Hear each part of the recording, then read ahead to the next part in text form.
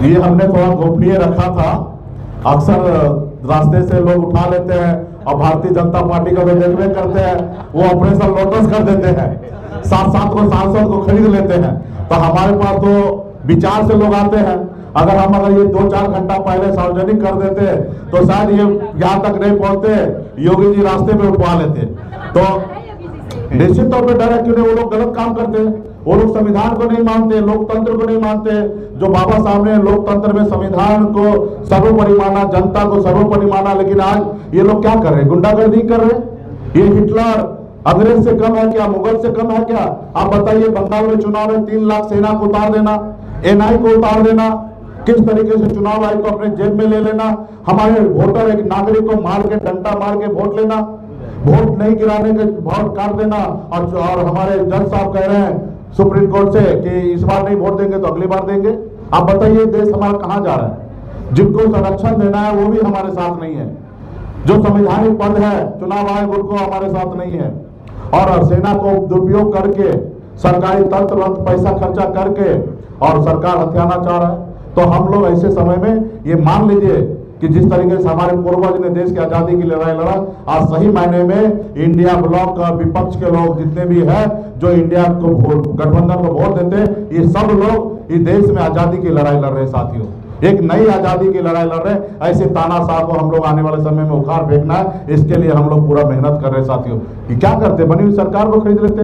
हमारा 4 विधायक खरीद लिया, हमको सरकार से बाहर कर दिया। जो सरकार हम बनाए थे हमको रोड पे ला दिए। जो हम समाज के कुछ काम कर रहे थे, किसी का जो समस्या था वो सुन रहे थे, लेकिन वो नहीं चाहते हैं कि कोई समाज अपने पैर पे खड़ा हो। वो चाहते हैं कि वो हर पिछड़ा समाज, दलित समाज गुलाम बन के रहे, सिर्फ उन्हीं का राज हो। तो ये आने वाले समय में नहीं चलेगा, और हम लोग समाज, पिछड़े समाज के लोग सब जागरूक हो गया है। इस बार बिहार, उत्तर प्रदेश में हम लोग चलने नहीं देंगे। ये लोग जितना भी कर रहे हैं अनलीगल तरीके से कर रहे हैं। बिहार में हमारा सरकार मानन देख रहा था कि रोड पे लोग, युवा, सभी महिला पुरुष रोड पे उतर गया था। वोटर अधिकार यात्रा में क्लियर दिख रहा था कि हमारी सरकार बन रहा है, लेकिन इन्होंने क्या किया? चालाकी, इन्होंने 10-10 हजार रुपया बांट दिया और कहा कि सरकार बनने के बाद 2 लाख देंगे। हमारा प्रदेश गरीब है, लोगों ने देखा कि हमको घर में 5 लाख, 10 लाख, 8 लाख आएगा, तो उन्होंने वोट दे दिया। महज 4% वोट और आता तो हमारा सरकार बनता इंडिया ब्लॉक का। आज मैं राज्य में डिप्टी सीएम होता, निषाद, पिछड़ा, अति पिछड़ा, सभी जाति, सभी धर्म के लोगों के लिए मैं काम करता। लेकिन ये लोग चोरी कर लेता है। महाराष्ट्र में देखिए, सरकार विधायक खरीद के 4000 करोड़ खर्चा करके और सरकार बना लिया, और अडानी को धारा भी जो है 50,000 करोड़ कमाने के लिए उसको धारा भी दे दिया गया।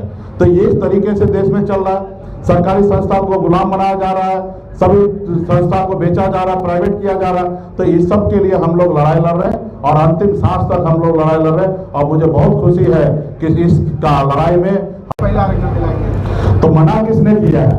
ये देश के लोगों को बेवकूफ बना रहा भारतीय जनता पार्टी। उनको भी ये बात पता है, जो 2023 में पास हो चुका है, मोदी जी के हाथ में मेहंदी लगा है, लागू कर देना चाहिए 33%। देश के महिला के साथ छल किया जा रहा है। साथियों, ये ऑलरेडी लागू हो चुका है, कानून पास हो चुका है, दोबारा कानून पास नहीं होता है। एक कानून एक ही बार पास होता है, सिर्फ संशोधन होता है। और आपने संशोधन के लिए कुछ लाया क्या? नहीं लाया। फिर आप काहे के लिए ढिंडोरा पीट रहे? आप हमारे माता बहन को 33% आरक्षण दीजिए, ताकि लोकसभा चुनाव में, विधानसभा चुनाव में वो जीत कर आए और देश का नेतृत्व संभाले। और कोटा में कोटा दीजिए, ताकि SC, ST, OBC को भी सीट आरक्षित हो। तो हम लोग लड़ाई लड़ रहे हैं। ये तो देश के लोगों को गुमराह कर रहे हैं। मोदी जी के पार्टी में सब गुंडे हैं, और जो खुद होते हैं ना, उसको दुनिया दिखता है ऐसा ही। तो इसलिए वो खुद गुंडागर्दी कर रहे हैं वहां पे बंगाल में जाके। उनको वोट लेना है तो मछली खा रहे हैं। उत्तर प्रदेश में मैं और तेजस्वी मछली खा रहे थे, हाय तौबा, हाय तौबा, पूरा हिंदुस्तान में मचा दिया। देश के प्रधानमंत्री आके कह रहे हैं कि मीट खा रहे हैं, मछली खा रहे हैं और दिखा रहे हैं। और आप किसको दिखा रहे थे भाई? आप भी तो वहां के लोगों को दिखा रहे थे कि देखो हम मछली खा रहे हैं। तो ये करते कुछ और है, दिखाते कुछ और है।